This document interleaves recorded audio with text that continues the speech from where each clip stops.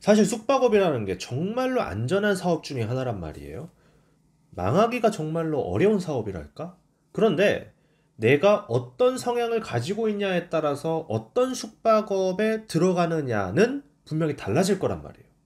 내가 나는 큰 돈을 들이지 않고 소액을 가지고 숙박업을 하고 싶다 그러면 에어비앤비를 하시던가 아니면 소형 모텔을 매입을 하셔가지고 혹은 임대로 들어가셔서 운영을 하시는 방법이 있을 수도 있을 거고 혹은 나는 조금 더 돈이 들어가더라도 큰 금액을 가지고 한 방에 큰 돈을 벌고 싶다라고 생각을 하시면 큰 모텔을 사서 풀 리모델링을 한다든지 아니면 매가가 높은 지역에 들어가서 거기서 장사를 하면서 매각 차익을 얻는다든지 아니면 영업 이익을 얻는다든지 이런 방식으로 수익을 내는 걸 선호하는 분들이 있을 수도 있고요. 그런데 오늘 볼 영상에서는 서울에서 소액으로 여기서 소액이라는 것은 일반적으로 1억 5천 이하를 얘기를 하는 겁니다.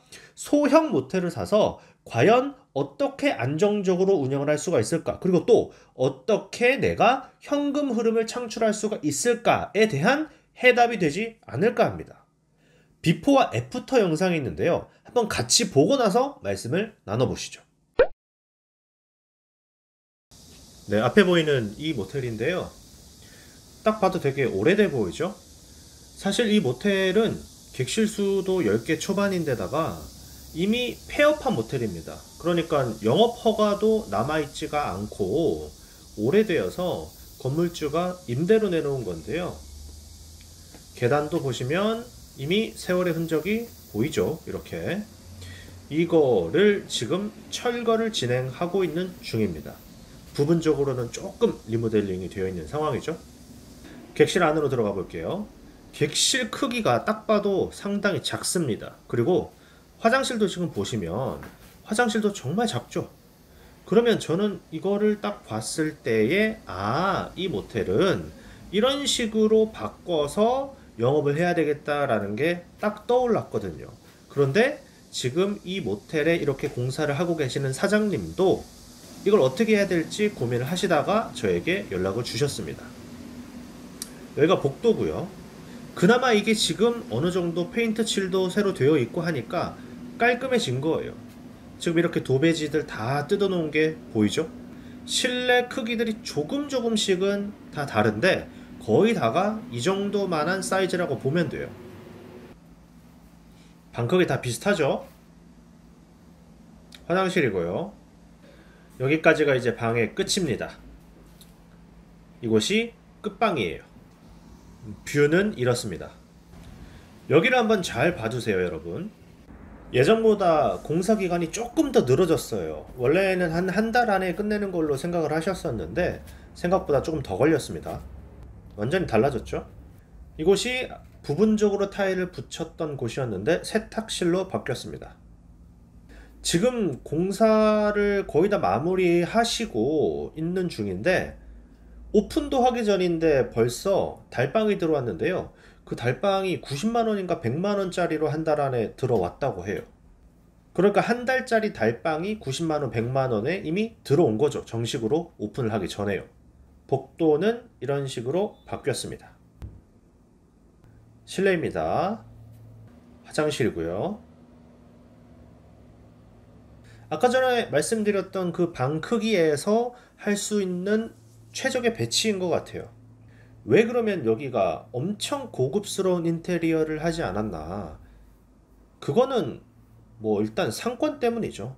타겟 고객층 자체가 어떠냐에 따라서 내가 인테리어에 비용을 얼마를 넣을지를 정하는 거니까요. 그런데 이곳은 애초에 그렇게 고급스러운 뭐 몇십만 원짜리 숙박비를 받는 그런 타겟이 아니었습니다. 그리고 여기가 자 아까 전에 제가 잘 봐두라고 했었던 곳이죠. 이렇게 바뀌었어요. 조금 더 가까이 가보면 이렇게 되어 있습니다. 그리고 또다시 저쪽 끝쪽 방으로 가볼게요. 마지막 방입니다. 이렇게 바뀌었습니다. 화장실은 이렇게 되어 있고요. 어떠세요? 네, 정리를 한번 해보겠습니다. 원래 사실 이런 좀 한적한 상권에서는 일반적으로 모텔의 시설이 오래됐다 그러면 공사장 인부분들이나 출장 고객들이 주 타겟층인 경우가 많습니다. 그런데 여기는 이런 식으로 그냥 깔끔하게 리모델링만 하고 그렇게 큰 돈을 들이지 않고 오픈을 하셨단 말이에요. 그런데 제일 처음에 오픈을 하셨을 때는 사실 이거를 달방식으로 혹은 고시원처럼 안정적으로 한 달씩 숙박을 받아서 운영을 할지, 아니면 일반적인 모텔처럼 대실도 팔고 매일매일 숙박처럼 그렇게 팔지 결정을 하지 못한 상태였었단 말이에요. 그런데 오픈을 하시고 나서 보니까 수요가 여기는 이틀, 3일 이렇게 묶어가는 경우가 많았다고 합니다. 그래서 되려 달방으로 받을 때보다도 하루에 숙박으로 받아서 객단가를 더 올려가지고 매출을 띄운 케이스인데요. 원래 제일 처음에 여기 사장님이 저한테 말씀하셨을 때는 순이익을 한 5, 600 정도 생각하고 있다. 그런데 내가 거의 출근하지 않고 오토로 운영하는 걸로 했을 때였었거든요. 그런데 시간이 지나고 나서 손님들을 받다 보니까 한 달 단위의 그런 어떤 달방이나 아니면 고시원식의 운영보다는 매일매일 오시는 그런 손님들의 수요가 상당히 많았었던 거예요. 그러다 보니까 그런 손님들 위주로 객단가를 올려서 받게 되고, 그러다 보니까 본인이 생각했던 것보다 매출이 훨씬 더 잘 나오게 된 거였죠. 그래서 출근은 자주 하지는 않고 거의 원격으로 직원들한테 지시를 해서 청소만 하는 정도로 운영을 하시면서 순이익은 그것보다도 훨씬 더 많이 가져가시는 걸로 알고 있습니다. 사실 서울에서 모텔을 보다 보면요, 저는 이런 규모의 모텔은 정말로 많이 봤거든요.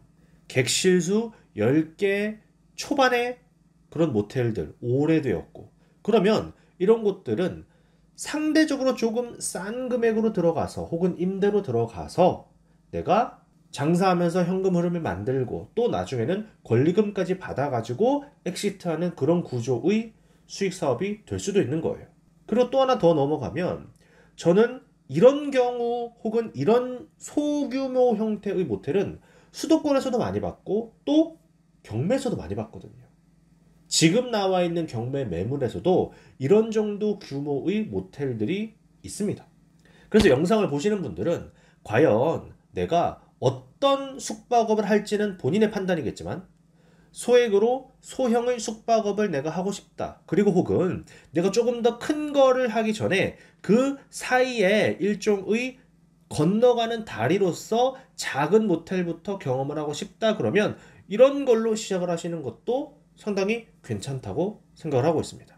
이분도 사실은 더욱더 큰 모텔로 가기 위한 일종의 교두보로서 이런 쪽으로 시작을 하셔 왔었고, 지금은 또 무인텔도 보고 계시더라고요. 오늘 영상도 도움이 되셨으면 좋겠습니다. 감사합니다.